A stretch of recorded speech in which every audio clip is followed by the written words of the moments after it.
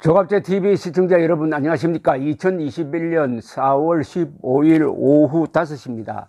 한국 시간으로는 아마 오늘 밤 내지 내일 새벽이 될 것 같은데, 미국 시간으로는 15일 미국 의회에서 열리는 이른바 대북 전단금지법 또는 김여정 하명법이라고 불리는 이 법을 주제로 한 청문회, 톰 렌토스 인권위원회 청문회가 열리면은 이게 아주 역사적 의미를 갖습니다. 한국의 인권 문제, 한국이 인권 탄압국 비슷하게 그것도 가장 보호받아야 할 북한 주민들 또는 탈북자에 대한 인권 탄압을 하면서 국민의 기본권을 제한하고 있다 하는 것을 주제로 하는 청문회가 미국에서 열립니다. 미국 의회에서. 이런 적이 옛날에 한 번 있었습니다.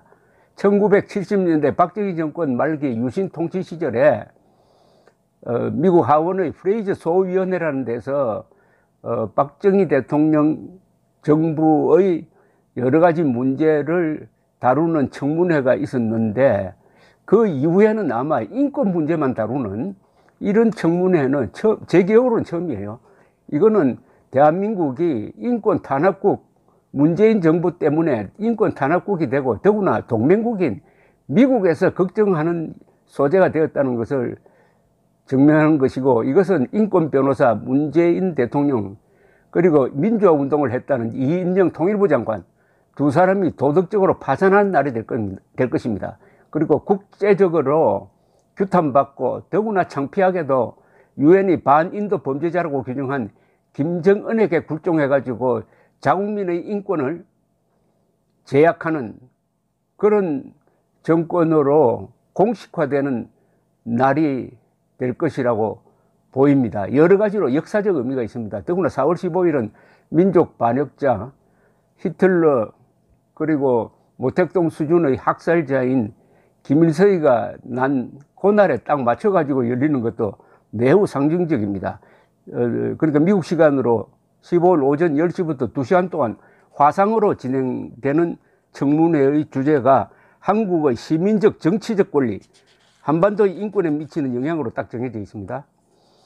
여기에 이제 정인으로 나올 사람들이 또 쟁쟁한 사람들입니다.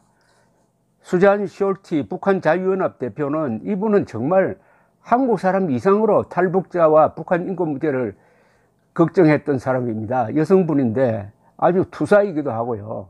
이분이 VOA와, 이분이 정인으로 나옵니다. VOA 미국 소리 방송과 전화를 하면서 이렇게 이야기했습니다. 한국에서 일어나고 있는 일들이 어떤 영향을 미치고 있는지 증언하기로 했다. 북한에 정보를 전달하는 것이야말로 내가 하는 일의 전부인데 매우 중요한 이 일이 한국에서 일어난 일에 의해서 영향을 받아서 중단되고 있다. 그러니까 이분이 무슨 증언을 할지 대충 짐작이 되겠죠. 그러면서 이 문제에 대해 증언할 기회를 갖게 되어서 매우 기쁘다고 덧붙였습니다.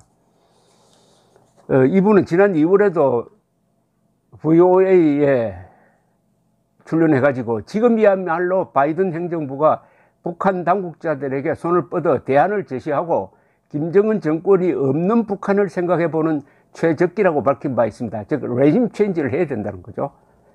또 다른 정인으로 나올 사람이, 이분이 참 아주 흥미로운 사람입니다. 고든창이라고 했어요.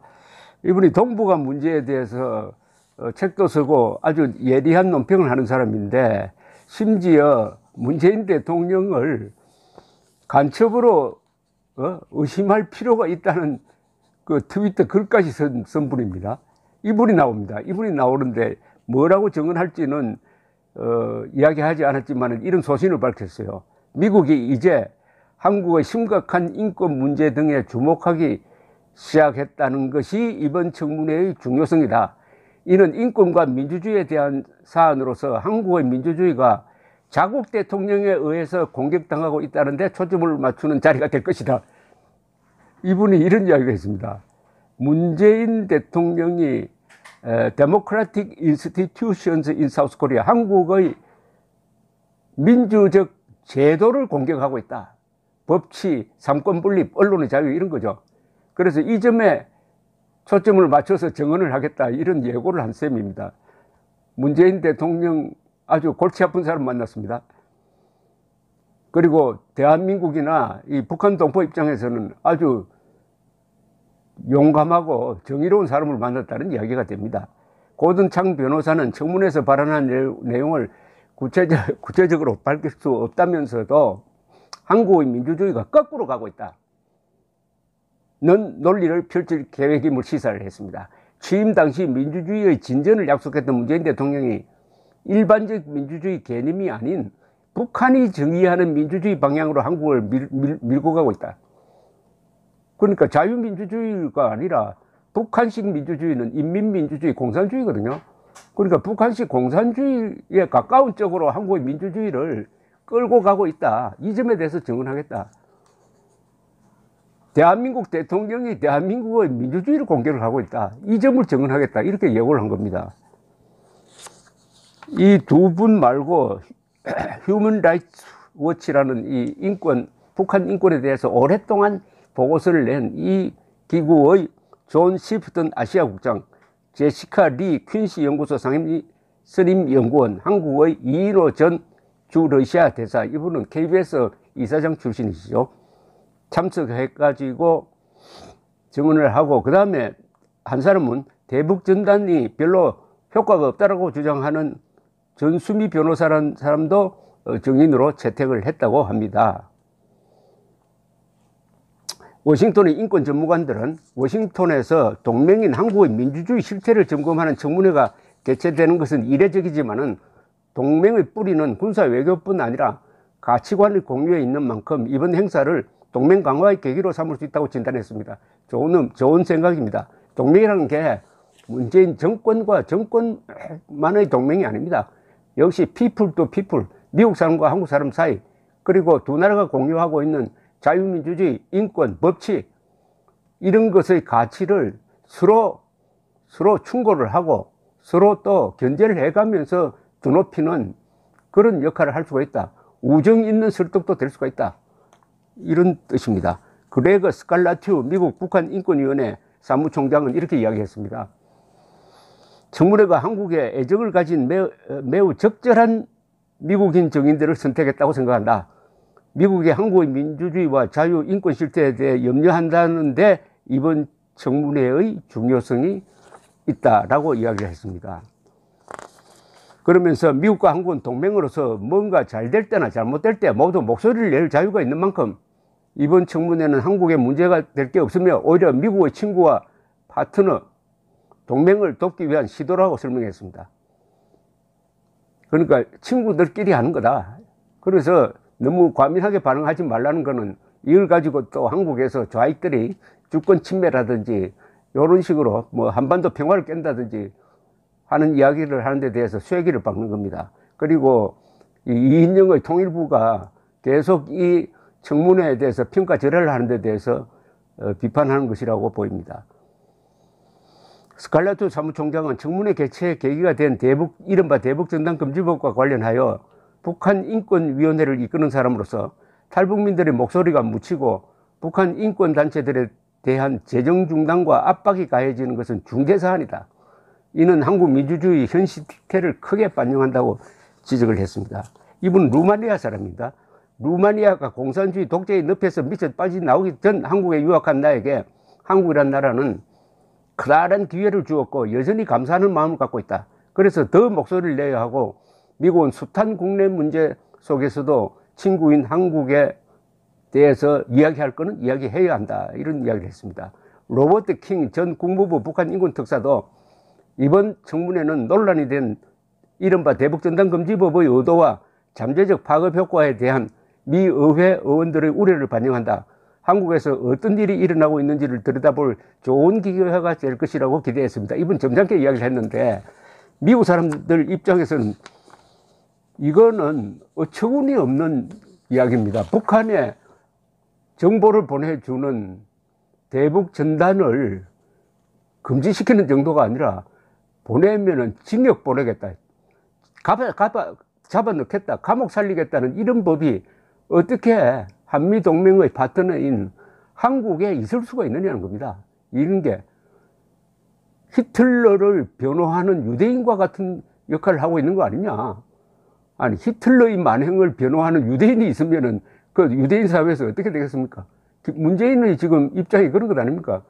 민족 반역자 김정은을 비호하는 문재인 대통령, 더구나 자국민의 인권을 제약해 가면서까지 이게 미국에 통할 것 같습니까?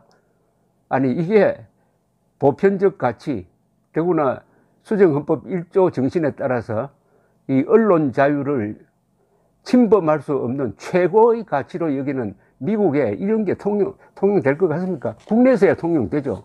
KBS, MBC, 김어준, JTBC 이런 자들이 있으니까 그동안 통용됐지만 이번에 한번 당해봐야 될 겁니다. 이번에 한번 국제사회에서 문재인 정권의 위선이죠, 이게. 위선. 그리고 문재인 정권의 이념적 정체. 아까 고든창이 이야기했던 대로 문재인이가 말하는 민주주의는 그것은 자유민주주의가 아니고 북한의 인민민주주의에 가깝다. 이런 이야기 아닙니까?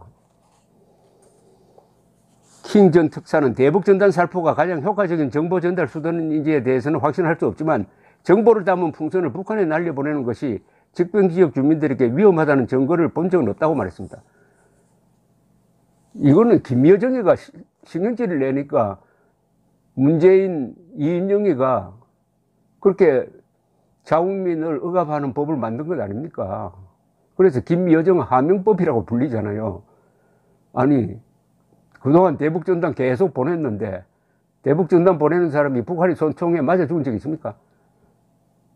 그러니까 완전한 거짓말을 해가지고 자국민을 희생시키고 그리함으로써 김정은이라는 희대의 독재자와 민족 반역자를 비호하는 이런 짓을 한 자가 인권 변호사라고 자칭을 하고 민주화 운동을 했다고 자칭하는 이 사기판이